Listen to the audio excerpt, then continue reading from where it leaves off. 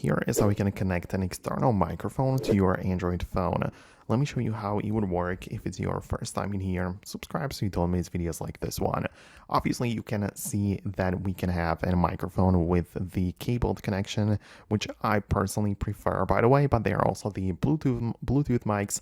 So if you have a Bluetooth one, you have to set it up at first and connect it through the Bluetooth section inside of your settings. But for this cable wired connection, all I can do is just connect it both to the mic as well as to the phone. In my case, I'm using the Samsung Galaxy, specifically A14, but it features the USB-C connector at the bottom. So my microphone Rode video mic, I believe, video micro or whatever it's called, you can see that it also features the USB-C, so I can use this double-sided USB-C cable to connect both devices, and it should automatically be recognized. So I don't have to manually set up anything else inside of the settings.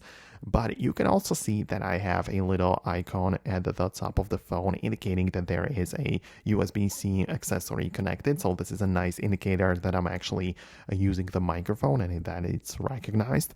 But then, for instance, if I get inside of the voice memos app where I can use it, you can see that when I start a new voice recording, it is telling me and letting me know that an external mic is being used to capture the audio and not the built-in microphone.